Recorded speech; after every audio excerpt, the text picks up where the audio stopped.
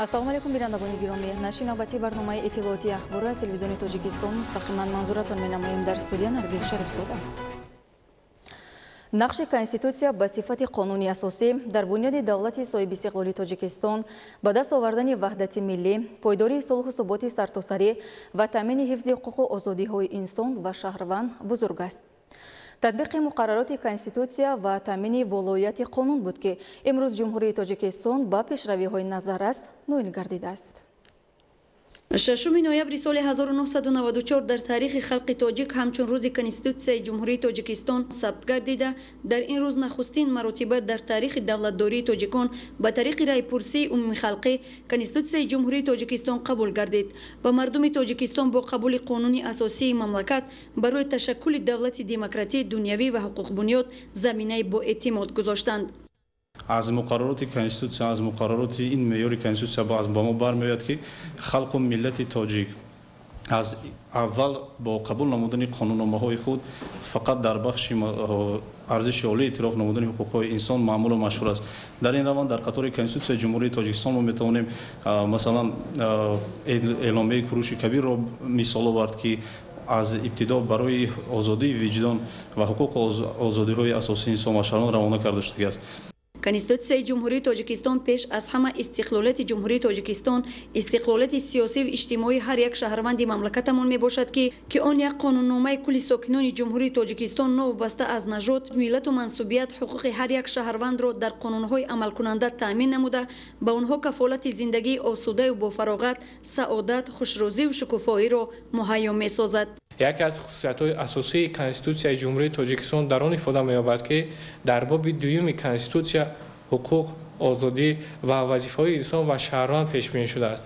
тибқи ин меъёри конститутсия ҳуқуқу озодиҳои инсон ва шаҳрванд арзиши олӣ дошта, аз тарафи конститутсия санадҳои ҳуқуқи байналмилалие ки онҳоро ҷумҳурии Тоҷикистон эътироф кардааст ва санадҳои ҳуқуқие ки дар заминаи конститутсияи ҷумҳурии Тоҷикистон қабул карда шуданд кафолат дода мешавад. конститутсияи ҷумҳурии Тоҷикистон дорои аҳамияти байналмилалӣ низ мебошад. ба шарофати арзишҳои асосии конститутсионии он миллати тоҷикро дар арсаи ҷаҳон шинохтаву эътироф намуданд. конститутсия ҳамчун санади муҳими давлатӣ ва ҷамъиятӣ дар ҳаёти ҳар як давлат ва ҷомеа нақши муҳим дорад, зеро ба воситаи конститутсия муносибатҳои муҳимтарини сиёсӣ, иқтисодӣ, иҷтимоӣ, фарҳангӣ ва ахлоқии ҷомеа ва давлат танзим карда мешавад. конститутсия танзимгари муносибатҳои мақомотҳои давлатӣ, муносибатҳои дар самти иттиҳодияҳои ҷамъиятӣ, муносибатҳо дар самти ҳифзи ҳуқуқу озодиҳои инсон ва шаҳрванд равона мешавад. моҳияти конститутсия боз дар он ифода меёбад ки конститутсия воситаи муҳим дар амалӣ сохтани сиёсати дохилӣ ва хориҷии кишвар низ баромад менамояд. ҳамин аст ки конститутсияи ҷумҳурии Тоҷикистон аз ҷониби Созмони амнияту ҳамкорӣ дар Аврупо, яке аз 5 конститутсияҳои беҳтарини давлатҳои аъзои ин ташкилоти муътабари байналмилалӣ эътироф гардидааст. воқеан ҳамаи ин рушду тараққиёт ва музаффариятҳо натиҷаи конститутсияи мамлакат ва меваи даврони истиқлолияти давлатии ҷумҳурии Тоҷикистон ҳамчун муқаддасоти миллӣ аз ҷониби кулли сокинони шарафманди Тоҷикистон гиромӣ ва арҷ гузошта мешавад. Хуршедаи Наҷмиддин, Фирдавси Бобоназар, Душанбе, Ахбор. барои дар сатҳи баланд истиқбол намудани ҷашни 30-солагии истиқлоли давлати ҷумҳурии Тоҷикистон дар маркази маъмурии вилояти мухтори Кӯҳистони Бадахшон, шаҳри Хорух, корҳои созандагию бунёдкорӣ идома дорад. дар корҳои ободонию бунёдкорӣ саҳми шарикони рушд низ назаррас мебошад. гузориши ҳамкорони мо. маркази маъмурии вилояти мухтори Кӯҳистони Бадахшон, шаҳри Хорух дар давоми солҳои соҳиби истиқлоли кишвар бо бунёд шудани чандин иншооти замонавӣ симои худро комилан тағйир додааст. мушкилоти корхонаи фаръии хоҷагии манзилию коммуналии шаҳри Хорух, ин вайрону валангор будани иншооти соҳа ба ҳисоб рафта, дар ин радиф баҳри пурра ва беҳтар намудани 5 ҳавзи обпарто дар маркази вилоят корҳои азнавсозӣ тибқи лоиҳа идома ёфтааст. баҳри бунёду азнавсозии ҳавзҳои обпарто $800,000 амрикоӣ равона гардида, аллакай 40% корҳои сохтмонӣ дар ҳавзҳои номбурда ба анҷом расиданд. дар асоси лоиҳаи мазкур ин азнавсозии 5 ҳавзи опарто аз тарафи пудрачии вилоятӣ Памир Энергосервис кору фаъолият карда рафта истодааст ва дар назар аст ки то моҳи майи соли 2021 кору фаъолият дар ин пруҷа ба сифати баланд ба анҷом расонда, мин баъд ба روی استفاده با کارخانه آب تشناب شهر خورخ واگذار کرده شود. در کارهای ساختمانی 45 نفر متخصصان محلی به کار جلب شده توسط تکنیکای معاصر کارهای بنیادی را با صفت بلند انجام می‌بخشند. مسئولین ساحه مقصد دارند که تا تجلیل 30مین سالگرد استقلالیت دولتی جمهوری تاجیکستان کارهای ساختمانی را جوابگو به طلبات زمان به اتمام رسانند. اطلاع داده شد که طبق لایحه در موضع نوادک شهر خورخ ولایت مختار کوهستان بدخشان ساختمان کارگاه کارکرد پرتاب‌های معیشی به نقشه گرفته شده کارهای ساختمانی طبق لایحه ادامه دارد. برای ساختمان کارگاه زمانوی 2 میلیون دلار مبلغ جدا گردیده بنیاد انشاءات را فیلیال شرکت هیئت گروپ تاجیکستان به ذمه دارند. پیمانکار ساختمان کارگاه کارکرد پرتاب‌های معیشی شهر خورخ به ذمه ساختمانچیان صاحب تجربه جمعیت دارای مسئولیت محدود بنیاد ناحیه شغنان گذاشته شده است. ساختمانچیان پره از حساب باشندگان شهر و ناحیه‌های ولایت به کار دعوت شده در محل زیستشان با جای کار و معاش خوب تامین می‌باشند. انشاءات دیگری که طبق لایحه ساختمانش ادامه دارد این بنای ماموری کارخانه فرعی خواجگی منزلی و کمونالی شهر خورخ است. برای بنیاد انشاءات زمانوی 370,000 دلار آمریکایی روانه شده. در این انشاءات کارهای بنیادی خوب به نظر می‌رسند زیرا علاقه 40% کارها در فرصت کوتاه‌ترین عملی شده کارگران به دیواربندی و آرماتور بافی سرگرم کار می‌باشند. انشاءات از جانب شرکت برادران عملی شده ایستاده است. طبق لایحه ساختمان خط آبگذر و تعمیر بنای اساسی کارخانه واحد دولتی آب و تشناب نیز جریان داشته علاقه قسمت زیادی کارهای وصل و نصب و کندن و خوابانیدن قبارهای آبگذر و تعمیر و تجدید بنای اساسی در عرفه انجامیابی قرار دارد. جهت در سطح بلند استقبال کردن جشن فرخنده ملت 30مین سالگرد استقلالیت دولتی جمهوری تاجیکستان روند کارهای آبادانی و سازندگی در همه شهر و نواحی ولایت با سرعت بلند ادامه داشته ساکنان ولایت این صحنه فرخنده را با دستاوردهای بی‌نظیر استقبال خواهند گرفت. در شهر پنجکن مرکز نوی خدمترسانی بانک بین المللی تاجیکستان تأسیس یافت که این چهارمین مرکز در ولایت سوغد می باشد. این کار با مقصد آسان ساختن خدمترسانی های بانک به مشتریان عملی می گردد. گزارش فرهادی رحمت. تأسیس مرکز نو با مقصد مطابق شده با طلبات زمان معاصر در زمینه پیشرفت ساحه بانکداری کشور عملی شده.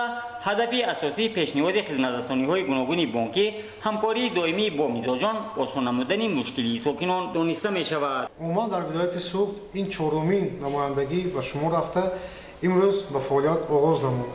مقصد افتتاح نمایندگی بانک در وادی زرافشان در شهر پنجکن باستانی این اساساً دستگیری صاحبکاری اهالی ساحه‌های گوناگون خواجگی خلق رشد بخشیدن اقتصادیات صنعت در منطقه میباشد.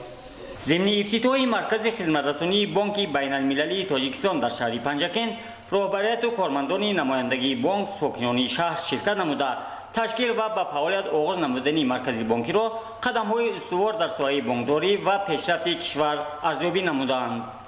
بانک بین المللی تاجیکستان به مشتریان یکچند خدمترسانی‌های معاصر و آسان بانکی از قبیل انتقال مبلغ، امانتگذاری، دادن قرض‌ها به مهلت دراز با فایزهای معین، گشودن صورت حساب، واسطه‌های حساب برابرکنی با کارت و دیگر خدمترسانی‌ها را پیشنهاد می‌نمایند که ساده و به شرایط ساکنان موافق می‌باشد. چون این شرایط امکانیت فراهم می‌دهد که مشتریان از این خدمترسانی‌ها وسیع استفاده نموده در ساحه صاحبکاری دیگر نقشه‌های سازنده که برای پیشرفت ضرور است به موفقیت‌ها نائل گردند. در روز اولی فعالیت نقطه خدمترسانی بانکی کارمندان عملیات انتقال مبلغ، استفاده کارت‌های بانکی و دیگر نمود خدمترسانی‌های بانکی را به مشتریان عملاً نشان دادند. در نزد مرکز نوتأسیس بانکی همزمان برای شبانه روزی استفاده بردن از خدمترسانی بانکی طریق کارت‌ها بانکمت نو نصب می‌گردد که افزون نمودن چنین دستگاه خدمترسانی شبانه روزی در نزد تشکیلات و اداره و جایهای سیر آدم در نظر داشته شده است. مسئولین بانک مذکور در برابر پیشنهاد خدمترسانی‌های سریوقتی مناسبت و معاشرت کارمندان با مشتریان کفالتی با اعتماد نگهداری و برگردانی پسندازهای گذاشته شده و خدمترسانی‌های سریوقتی را از واسطه نقشه عملی کاری قرار داده نائل شدن به پیشرفت را در این عامل‌ها و باوری میزبان وابسته می‌دانند.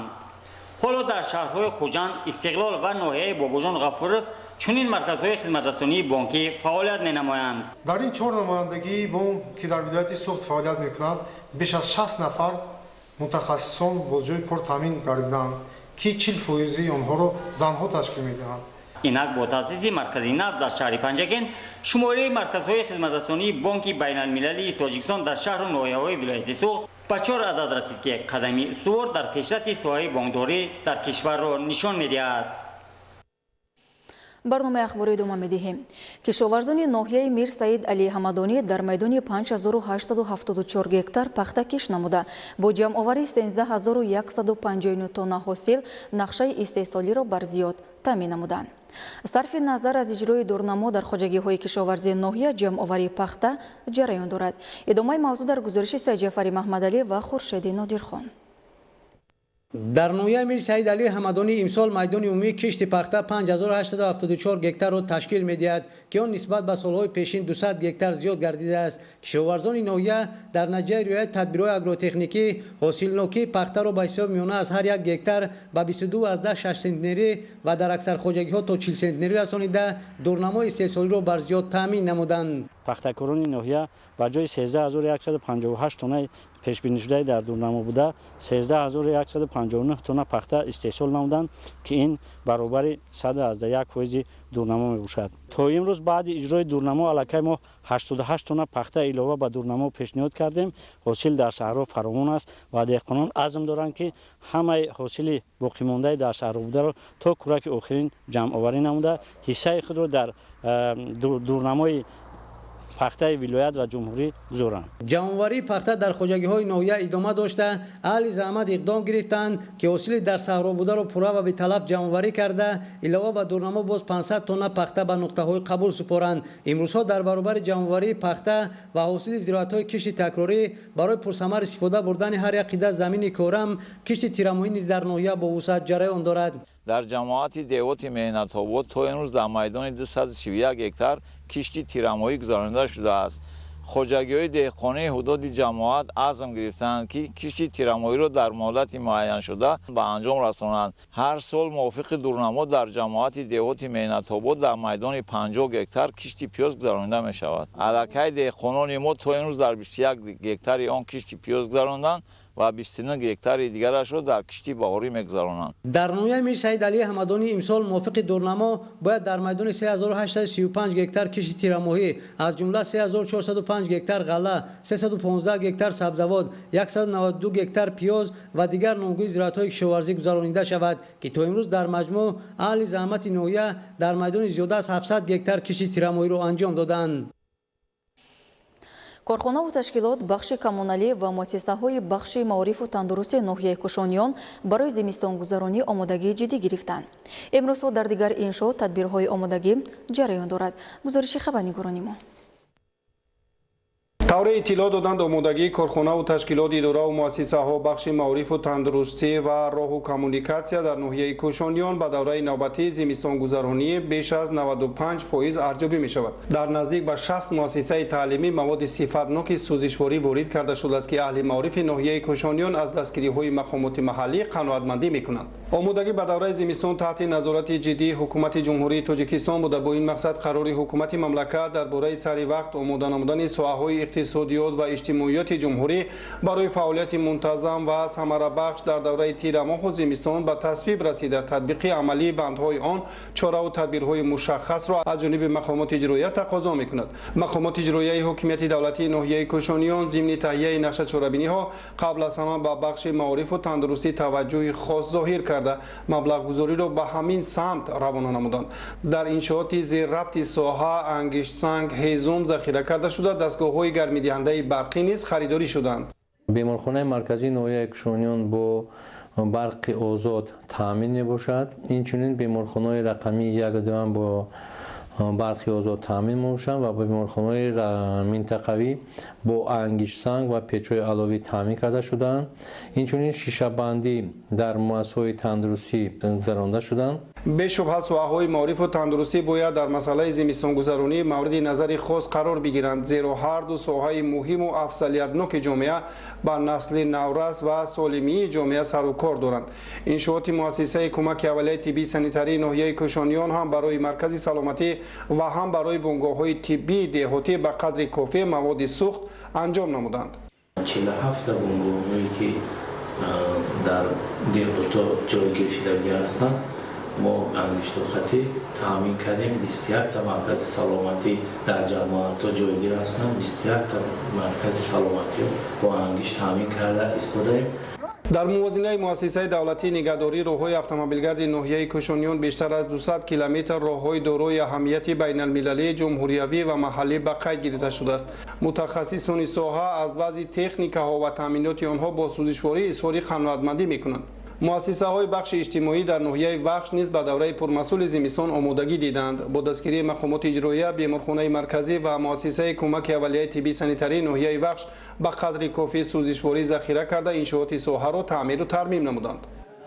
در نقشه داشتن انگشتن 15 تونه که اجرایش 15 تونه شدند و از ذخیره پیشینه خود 964 کیلوگرم دیگر 52 بنگوی سلامتی همینو تقسیم کرده شدند از روی نقشه زمستون گذرانی هر یک ساختار خودشان.